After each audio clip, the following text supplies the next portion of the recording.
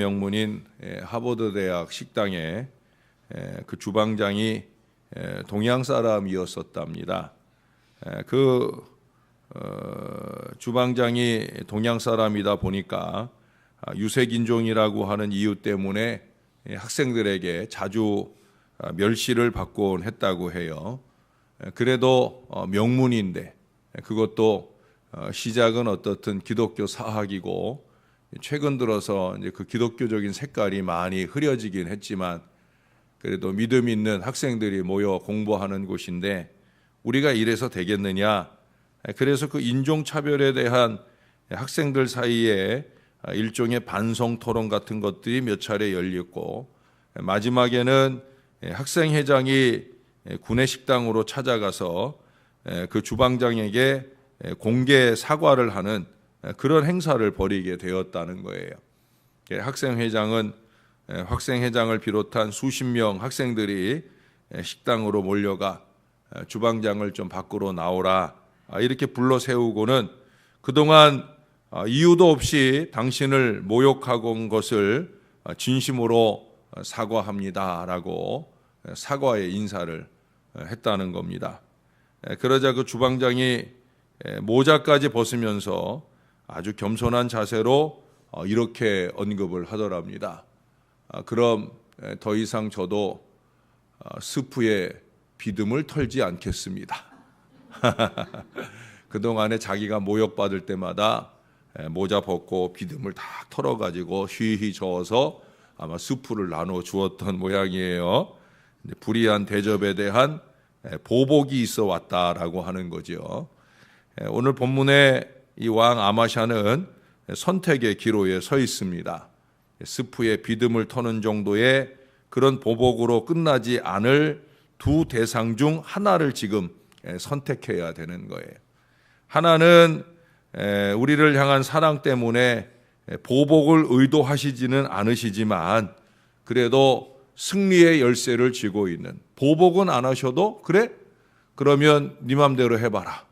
그게 사실은 보복보다 더 무서운 거죠. 하나님 입장에서 하나님께서 그래? 그렇게 네 생각이 옳으냐? 그러면 네 맘대로 해봐라. 이것만큼 큰 저주가 없는 거죠. 바로 그런 하나님을 택할 것이냐? 아니면 북이스라엘의 용병 은 100달란트죠. 은 100달란트 그 돈을 주고선 사온 북이스라엘의 용병. 여러분, 은 100달란트가 이게 사실 적은 돈이 아니에요. 나중에 이제 아마샤가 그걸 포기하기가 좀 안타까운 그런 심정도 드러내는데 100달란트라고 하면 1달란트가 어느 정도 6,000데나리온이에요. 1데나리온이 하루 한 사람의 품삯. 요즘에 하루 품삯이 뭐 한 10만 원 정도 한다고 그러면 요즘에 뭐 시급이 10,000원 시대니까 10만 원 정도 품삯이라고 그러면 1데나리온이 10만이면은 거기에 6천을 곱해 보세요. 6억에 6억. 그것이 100달란트니까 600억이 되는 거죠. 상당히 큰 돈이죠. 전쟁 한번 치르자고 600억을 낭비하고자 이 용병을 부른 거예요. 전자를 택하고 후자를 포기할 때 바로 이 은 100달란트의 물질적인 큰 손해를 입게 되는 것이고 뿐만 아니라 우방이 되어 그 할아버지 때부터 이제 정략 결혼이 시작되고 해서 맺어지게 된 우방 북이스라엘과의 관계가 소원해질 수도 있는 거예요. 그러나 모처럼 군사를 모아 이 세일 정복에 나선 아마샤 왕의 길목을 하나님의 사람이 막아섰어요. 7절의 말씀에 보니까 하나님께서는 이스라엘과 함께하지 않겠다. 너희들만 나가서 싸우면 도와주시지 이스라엘과 함께하는 싸움에 하나님이 함께 도움을 주시지 않는다. 그건 북이스라엘에 대한 미움 때문이라고만 볼 것이 아니라 이 아마샤 왕이 이 용병을 의지하는 그 마음 때문이죠. 하나님을 전적으로 의지할 테냐 아니면 사람의 힘을 의지하겠느냐 이 선택을 원하시는 거예요. 8절에 보면 아예 노골적으로 하나님이 능히 돕기도 하시고 패하게도 하실 수 있는 분이다. 예? 그러면서 그 앞에 그래? 그러면 너 한번 힘써 나가 싸워봐. 거기 그러잖아요. 힘써 나가 싸워봐. 하나님이 왕을 적군 앞에 엎드러지게 하신다. 왜? 하나님은 능히 이기게도 하실 수 있는 분이고 지게도 하실 수 있는 분이다. 이런 말까지 하면서 거의 협박하기까지 하는 걸 보게 됩니다.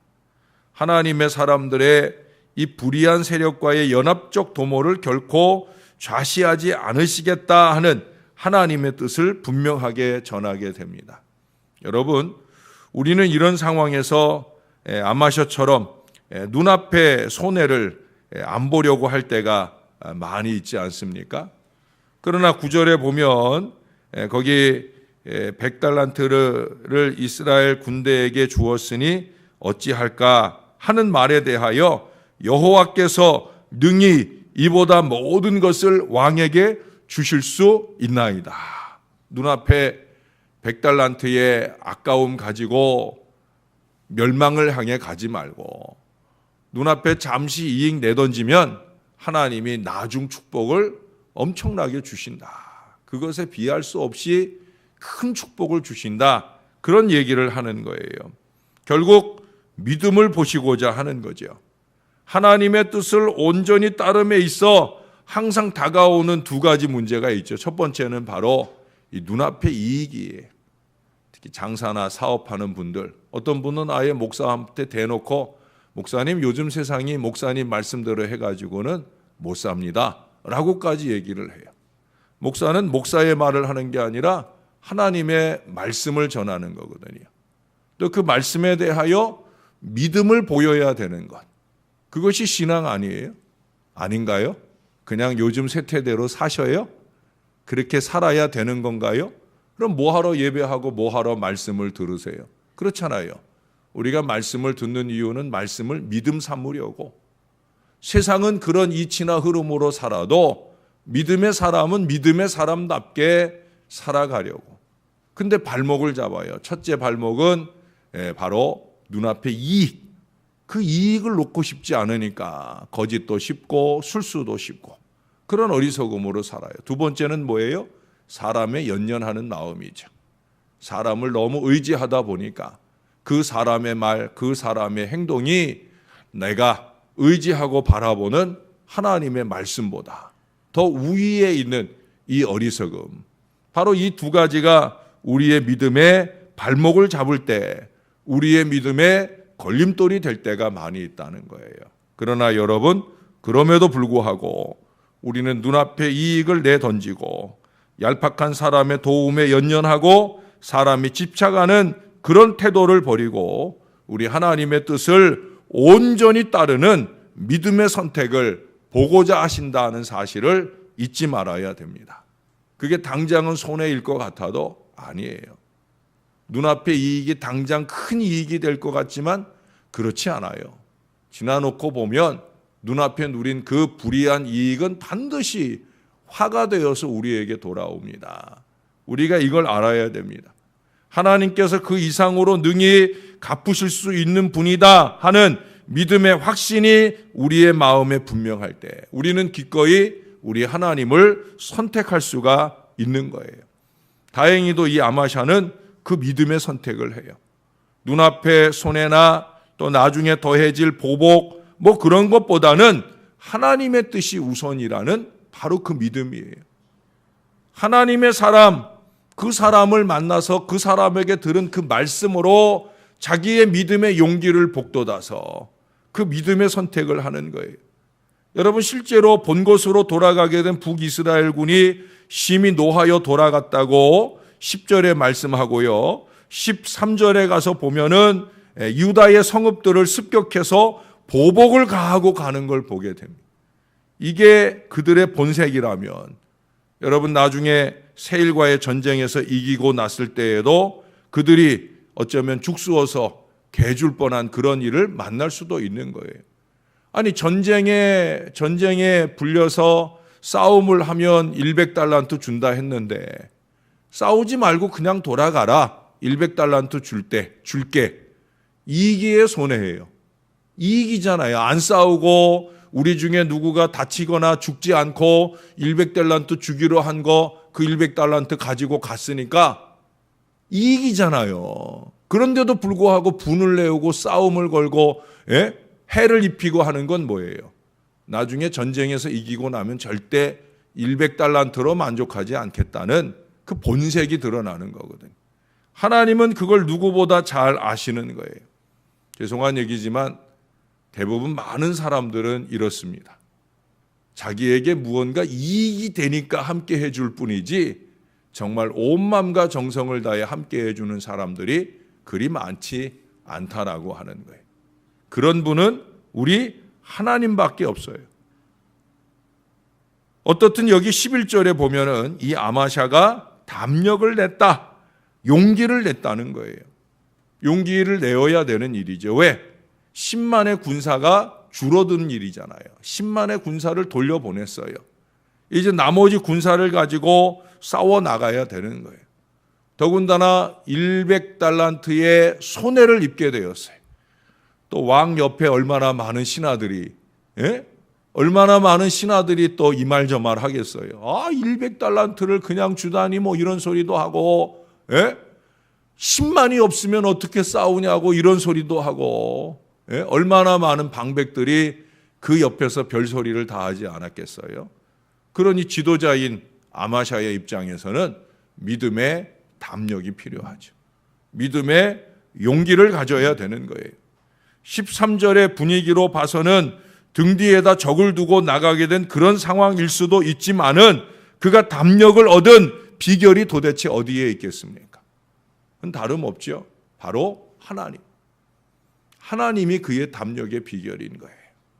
하나님이 저와 여러분의 담력의 비결이어야 될 줄로 믿습니다. 여기 8절에서 말씀하시는 하나님의 약속이 담력의 비결인 거예요. 다른 거 없어요. 이 보잘것없고 볼품없는 목사가 믿음의 용기를 내어 앞장서 나가는 다른 이유가 없어요. 제가 뭐가 있겠습니까? 저는 오직 이 하나님의 말씀에 약속된 바로 하나님, 바로 그 하나님을 믿을 뿐이에요. 여러분들도 마찬가지여야 됩니다.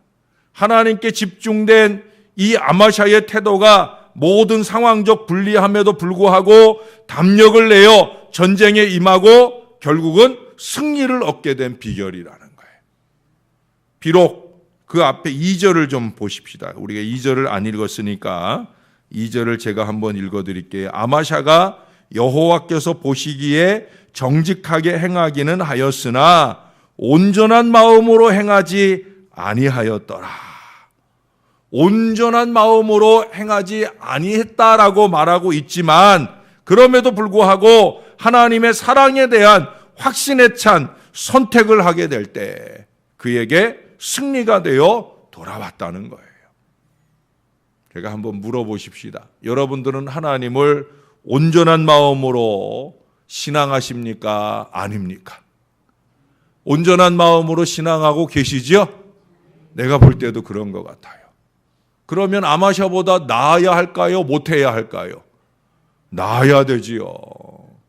아마샤는 온전한 마음으로 행하지 않았어도 그가 믿음의 선택에 담력을 낼 때 하나님이 그를 도와주시고 큰 승리를 얻게 하셨어요. 저나 여러분이 하나님 보실 때 온전한 마음으로 하나님을 사랑하고 그 사랑에 근거하여 행할 수만 있다고 하면 하나님이 우리의 범사에 복을 주실 줄로 믿습니다. 눈앞에 잠깐 성공하고 마는 게 아니라 나중에 큰 영광으로 복을 누리는 이 큰 은혜가 우리에게 있어지게 된다는 게 중요한 건 뭐예요? 하나님을 향한 우리의 사랑을 일편단심의 마음으로 꾸준하게 이어가는 거예요. 눈앞에 이익 때문에나 사람의 쏙닥거림에 쉽게 휘둘리는 인생이 아니라 하나님, 그 하나님의 말씀, 그것을 향한 꾸준한 사랑이 있어야 된다는 거예요.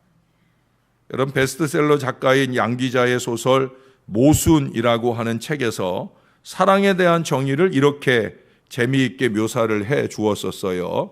이게 아마 스마트폰 시대 이전에 책에 나온 글이니까 그렇게 이해하고 들으셔요. 사랑이란 집에서나 회사에서나 거리에서나 비어있는 모든 전화 앞에서 절대로 자유롭지 못한 것이다. 전화의 구속은 점령군의 그것처럼 훨씬 더 집요하다. 전화만 보면 사랑하는 사람에게서 전화가 올 것 같고, 또 전화만 보면 사랑하는 사람에게 전화 걸고 싶어 못 견디는 것이다. 전화벨이 울리기만 하면 그 사람인 것 같고, 오랫동안 전화벨이 울리지 않으면 그 전화가 고장났나 생각된다. 이것이 사랑이다. 오매불망 그 사랑의 대상만 생각한다는 거죠. 저와 여러분이 하나님을 사랑하기 때문에 이제 날씨가 점점 쌀쌀해져도 여전히 말씀과 기도로 이 새벽 아침의 예배를 채우고자 하는 이 간절한 마음이 바로 그 사랑인 줄로 믿습니다. 여러분, 예배하러 오신 그 마음으로 여러분의 삶의 여정 중에도 하나님 사랑하는 그 마음의 선택이 매 순간 있었으면 좋겠어요. 하나님을 사랑한다 하면서도 그 하나님이 원하는 선택을 할 줄 모르고 어리석게 살지 마시고, 하나님은 능히 이기게도 하시고 패하게도 할 수 있는 분이다 하는 사실을 기억하면서 그 하나님을 향한 사랑을 놓치지 말아야 된다는 거예요. 사랑은 여러분, 물질이나 사람의 연연에서 신앙도 삶도 어리석은 요동을 서슴지 않는 그런 어리석은 자리로 가지 말고 하나님의 사랑을 온전한 마음으로 받고 그 하나님을 사랑의 유일 대상으로 선택하고 나아갈 수 있는 그런 건강한 믿음, 온전한 믿음, 저와 여러분이 이 아침에 그 믿음을 결단하고 앞으로도 꾸준하게 그 하나님을 사랑하는 마음의 표현이 우리의 신앙에서도 삶에서도 아름답게 나타나는 건강한 신앙의 자녀들이 다 되어 주시기를 예수님의 이름으로 간절히 축원합니다. 기도하겠습니다. 아버지, 사랑합니다. 참으로 사랑합니다. 우리의 부족함을 무릅쓰고 우리를 위해 십자가 달려 죽으시고 부활하시며 우리를 선택하시사 구원의 큰 은혜 안에 들게 하신 것 감사합니다. 우리의 예배를 받으시려고, 우리의 찬송과 기도를 들으시려고 우리를 일찌감치 깨워서 이렇게 주의 존전에 이르게 하시고 주님과 예배하는 이 교제로부터 오늘 하루를 시작할 수 있도록 인도하게 하시니 감사합니다. 하루의 삶을 사는 모든 여정 내내 수없이 많은 사건과 사람을 만날 때라도 나의 마음이 이 새벽 아침 첫 만남을 이루어낸 우리 하나님을 생각하며 살게 하여 주옵소서. 이 새벽에 들은 주의 말씀을 우리가 하루 종일 생각하며 살게 하여 주옵소서. 어떠한 선택의 기로에 서 있을 때라도 우리는 고민할 것 없이 언제나 온전히 하나님의 뜻, 바로 거기에 우리의 마음을 집중하게 도와주시고, 당장 눈앞에 손해가 있을지라도, 아무리 내 가족이나 나랑 가장 친한 이들이라 할지라도 그들의 어리석은 속닥거림에 휘둘리는 인생이 아니라 나는 오직 하나님, 그분의 원함을 따라갈 수 있는 믿음의 노력이 부족한 종에게나 여기 사랑하는 모든 자녀들에게 있게 하여 주옵소서. 세상은 아니라 할 때라도 우리는 예, 맞습니다라고 하나님의 말씀에 아멘하는 신앙의 입술만 아니라 삶의 역사까지 온전하게 드러내는 하나님의 귀한 자녀들 다 되도록 축복해 주옵소서. 주님이 우리에게 승리를 주시듯 이제 내일 수능 시험을 앞두고 있는 우리의 자녀들에게도 승리의 미래를 힘있게 열어갈 하늘의 은혜를 더하여 주옵소서. 마지막 하루 최선을 다해서 노력하게 하시고 오늘 하루 건강 상하지 않도록 지켜주셔서 내일 가장 좋은 컨디션으로 시험에 임할 수 있도록 은혜를 베풀어 주옵소서. 오늘도 우리 유호순 권사님 귀한 예물을 올려드립니다. 이기현 권사님 귀한 예물을 올려드립니다. 우리 특별히 우리 이 권사님 사랑하는 손주 이제 내일 수능 시험이 있습니다.